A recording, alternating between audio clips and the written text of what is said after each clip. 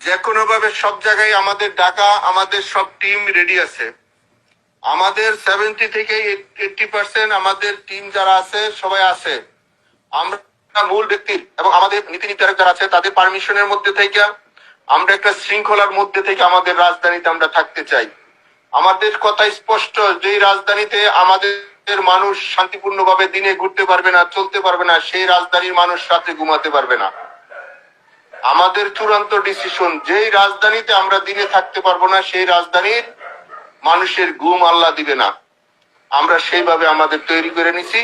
আমাদের ডিসিশন, আমাদের মূল ব্যক্তি, আমাদের নেত্রী যেভাবে এখানে সাজেশন করবে, আমরা পরামর্শ কর্মে আমাদের যেখানে যার সাথে আলোচনা দরকার সেইটা করব।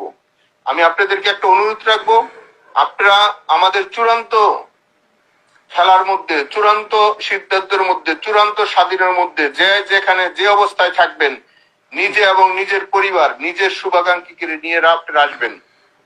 যদি বাইচা থাকি তাহলে সবাই বাঁচি। আমি আবার বলছি, বাঁচতে সবাই বাঁচতে চাই, মরলে সবাই মরি।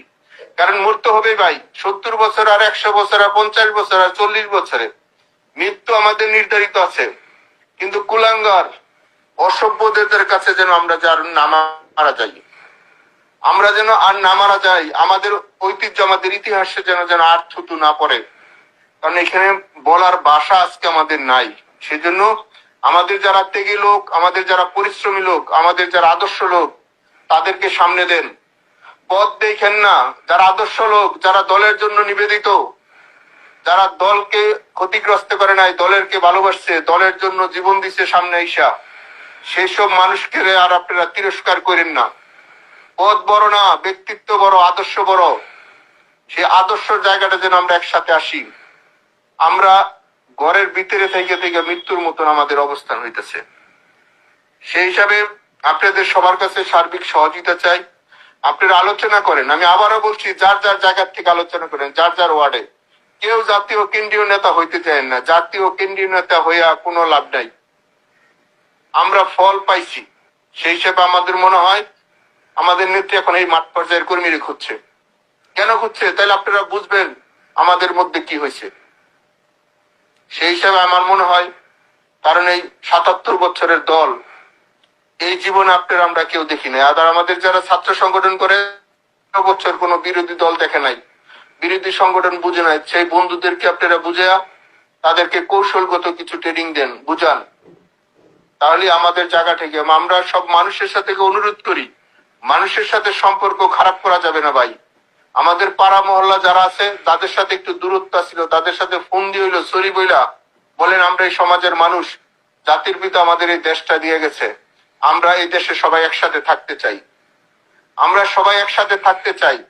আমাদের অবস্থানটা সবাই যার যার এলাকায় যেন আমাদের হয়। সবার নামে মার্ডার কেসের আসামিদের রাখছে 302। এভাবে একটা মানুষ বাঁচতে পারে না ভাই।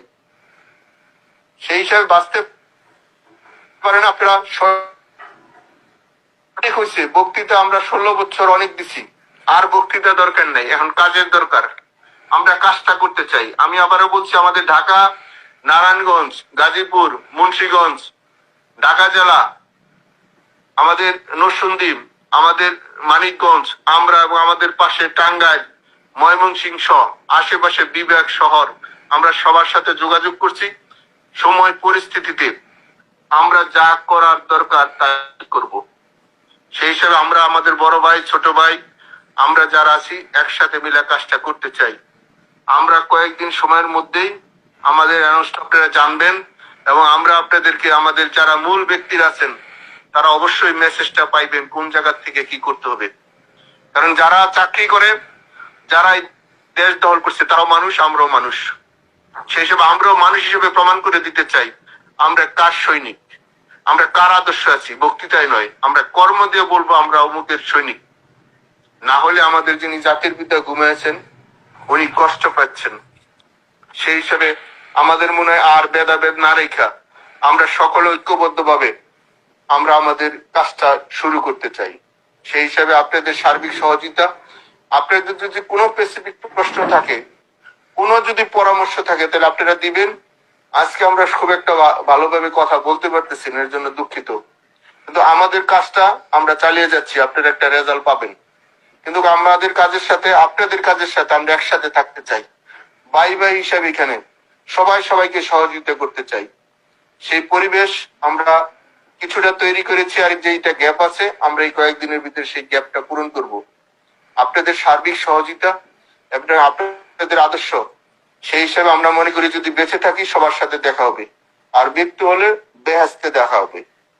সেজন্য আমাদের একটা প্রস্তুতি থাকুক।